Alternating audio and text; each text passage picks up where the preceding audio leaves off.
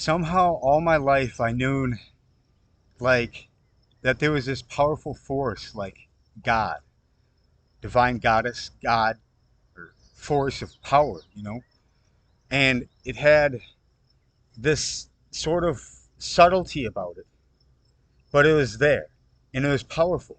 Sometimes it made me cry in grace, where I could cry out all my grace in a deep cry and be touched by God.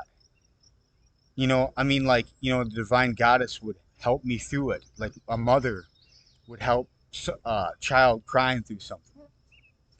So all I'm trying to say is that this is the union between God and goddess. Like the God would worship the goddess, and the goddess would worship the God. It's like that is what you would stand for. Because yourself, you know yourself, you've been with yourself, you know, it's time to know another to grow the characteristics of what makes us us. So we're supposed to know the other. So, in a species, there could be a group of, say, 20 men. And if they don't have the female around to give them that consciousness and that other side of it from God, the divine goddess, they would be blind to that and they would just operate within the same things that they have within themselves, which is you can have you, but then there needs to be something outside of yourself because you say procreate, you're creating yourself in some sort of fashion. It's from you. So the oneness is real to where it's karmically entangled. So that these things that from birth and everything that we go through is the characteristic of the life that we live, like in what we do is what makes us us from the characteristics of the first man, which is Adam and Eve. Now, all the aspects of man came from Adam, supposedly. All the aspects of the girls came from Eve. And that's what the qualities of the oneness, because Adam got lonely. Adam got lonely with itself. Even if Adam had more atoms, it's still itself. It would need more than that. You know what I mean? Meaning something in its life to fulfill it, or love it, or keep it, or have the, you know, everything has love to it. Like you could see the beauty in nature on a sunny day, in like the trees around. That has a sort of puts a little bit of love in your heart, and you see the birds chirping. That puts a little bit of love in your heart. It doesn't have to be anything like that. You know what I mean? But it's just like things like that can satisfy the heart at sometimes. But what I'm saying again, if Adam got lonely, that means in the Garden of Eden, it's like this is all an experiment, seemingly, from the species of man, which was created probably mixed, entangled DNA with other things, creating what man is today.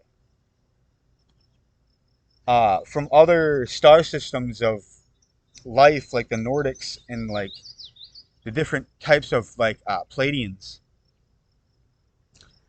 that are from the human race that have that genetics. So we're from that line.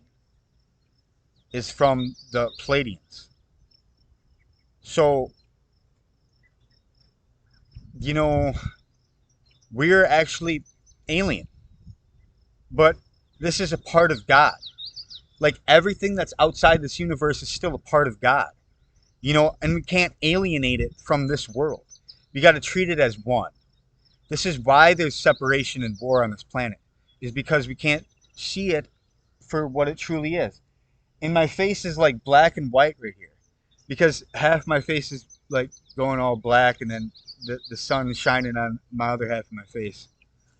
It kind of looks scary, like the wolf. Two sides, the yin and yang, the dark and the light.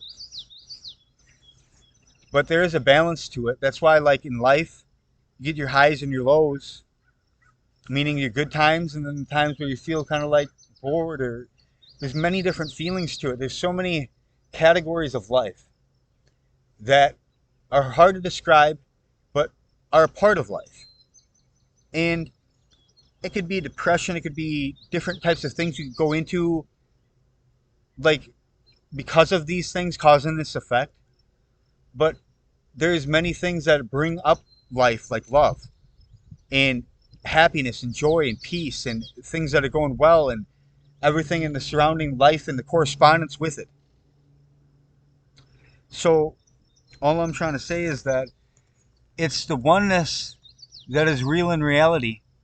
And what I'm trying to say, I was looking at the time, but what I'm trying to say is that we are creating this experience from our life. We got to be taking a part of what God and the divine goddess is to support the life that is living and be about that. And if we are all about that, of the God seed sort of intelligence, to understand this, because I understand myself. So I understand which makes me me. And you understand what makes you you. That's part of the God intelligence. And all that combined is what makes us us. You know what I mean? But us is more than like one. You know what I mean? And it's like we're in different realities, but all the times that we really correspond with life, we need to be corresponding with the happenings of like what we do that make it in a sort of correlation that brings everything to its fruition with the God inside of itself, or the goddess within inside of itself, and to bring all this to the surface and see what it is fully. You can make this happen. It's a full happening of the sort of correspondence with life, that it can be fully ascended on a planet in a higher metropolis of a sort of state than it's in right now. And there is so many higher levels to the dimensional dream realms that I've been in that had so many things happening you wouldn't even believe. So much teamwork going on outside the workplace you wouldn't even believe. So many minds coming together, solving so many problems and doing so many things in the dream realm you wouldn't believe. But what I'm trying to say is this is what it all is. You know what I mean? The dimensional field of everything. So this life needs to be brought up, or 2024 is a good year, but like what I'm trying to say is that dimensionality needs to be there for all life to have its experience, of which makes it to its fullest experience of itself. You know, the divine God or the divine goddess, you know, it's like the fullest experience of itself. That's what it needs to be for your individuality of what makes you you. Though, this is what I'm talking about, the oneness of God and the divine goddess. So, yeah. This is what it is. Neo worships the divine goddess. Girls, I hope you're doing good. I love you, girls. And this podcast is really good. I really like it. And I was on this cliff and I'm overlooking this beautiful scenery. And it just reminded me of how beautiful life was while I was making the podcast. So it motivated me. But anyway, I love you, girls. So, all right. Bye.